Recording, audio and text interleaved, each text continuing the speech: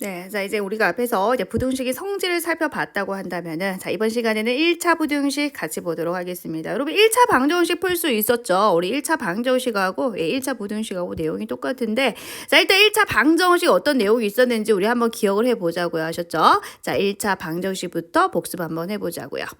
자, 우리 AX는 B다. 이게 1차 방정식이었지. 자, 우리 1차 방정식 풀 때 이거 바로 A로 나누기 하면 돼요? 안 돼요? 안 되죠. 이 A가 지금 현재 0인지 0이 아닌지 모르기 때문에 얘 같은 경우에는 자, A가 자 0이 아닌 경우와 그리고 A가 0인 경우로 나눠줘야 되거든. 자, A가 0이 아니라는 그 보장이 있을 때 A로 나누기를 할 수 있는 거야, 얘들아. 자, 이렇게 할 수 있고. 자, 그리고 이제 A가 0일 때는 다시 이제 B가 0이냐, B가 0이 아니냐를 봐줘야 되죠. 자, 그럼 이건 해가 뭐였습니까? 이건 부정이었죠. 부정이 해가 무수히 많다는 뜻이야. 자, 왜냐면 A도 0이고요. 자, B도 0이니까. 그지? 자, 그럼 좌변도 0이고 우변도 항상 0이니까 어때요? 항상 성립하잖아요. 그런데 자, A는 0인데 B가 0이 아니라고 해보자. 얘는 0인데 얘는 0이 아니래요. 자, 그러면 0 곱하기 X가 예를 들어서 2라고 한번 해봅시다. 여러분, 이 방정식을 만족하는 X가 있습니까? 절대 없죠. 좌변은 0이고 우변은 2니까 절대 같을 수가 없습니다. 그죠? 이때는 해가 없기 때문에 우리 불능이다라고 했던 거 기억하실까요? 자, 이게 이제 1차 방정식이었다고 한다면은 1차 부등식은 얘들아, 이 등호가 그죠? 그냥 부등호로 바뀌는 겁니다. 뭐 크다라든지 또는 작다라든지 또는 크거나 같다라든지 또는 작거나 같다. 요런 것을 우리는 1차 부등식이라고 얘기를 하죠. 자, 어렵지 않습니다. 자, 그럼 1차 부등식 한번 같이 보도록 할게요. 자, 그런데 방정식하고 부등식은 조심해야 되는 게 있어요. 우리 여기에서는 A가 0이 아니면 바로 A로 나누기 할 수 있었잖아요.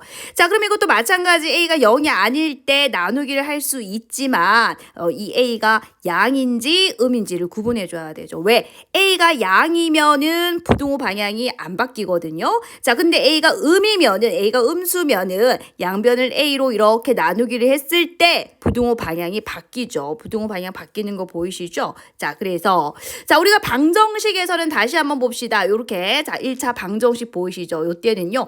A가 0이 아닐 때하고 A가 0일 때로 구분했다라고 한다면은 부등식일 때는 A가 양수냐, A가 음이냐, 그리고 A가 0이냐로 구분을 해줘야 된다라는 겁니다. 아셨죠? 자, 그래서 요 1번, 2번은 어쨌든 0이 아니기 때문에 A로 양변을 어떻게 할 수 있다? 나누기를 할 수 있더라. 그런데 A가 양수로 나눈다. A가 양수입니다. 양수로 나눌 때는 부등호 방향이 안 바뀌는데 A가 음일 경우에는 부등호 방향이 어떻게 돼요? 바뀐다라는 거. 그것만 기억해 주시면 되겠죠.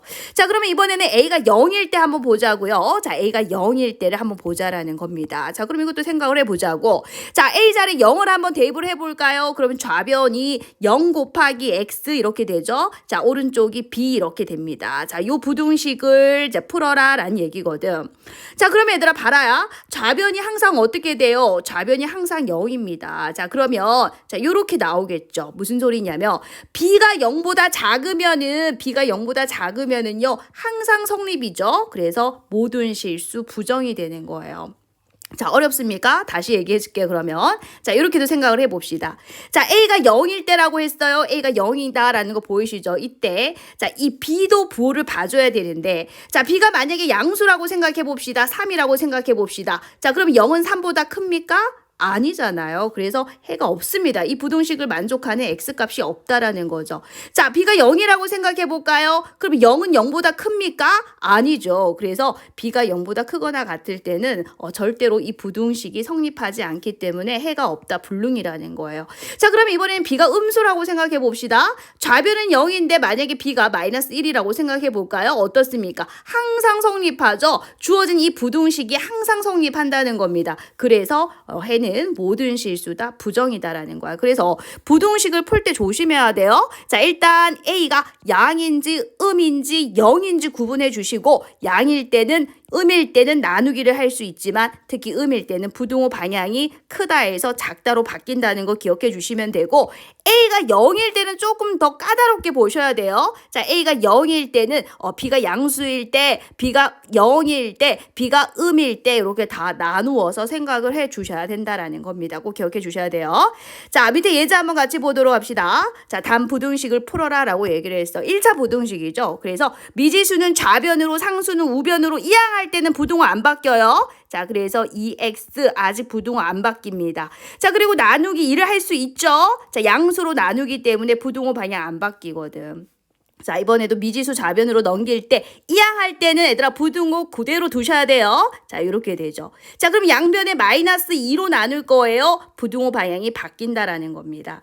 자, 이건 어떻습니까? 자, 미지수 자 3x 좌변으로 넘어가면은요 여기 양쪽 없어지죠, 여러분. 자, 그럼 2는 3보다 어떻다? 크다. 맞습니까? 절대로 성립하지 않죠. 그래서 이거는 해가 없다, 불능이 된다라는 거예요. 자, 이것도 양변에 3x 사라지죠. 그럼 2는 1보다 큽니까? 어떻습니까? 이거 항상 성립하는 거 아니에요? 그쵸? 항상 성립하죠. 그래서 해가 모든 실수가 됩니다. 모든 실수에 대해서 성립하니까요. 그죠? 자, 다시 말하면 x에 어떠한 값을 넣더라도 얘는 사라지기 때문에 2는 1보다 크다가 나오죠. x에 어떠한 값을 넣더라도 항상 성립하죠. 해가 모실입니다. 다른 말로 이거를 부정이라고 한다라는 거죠.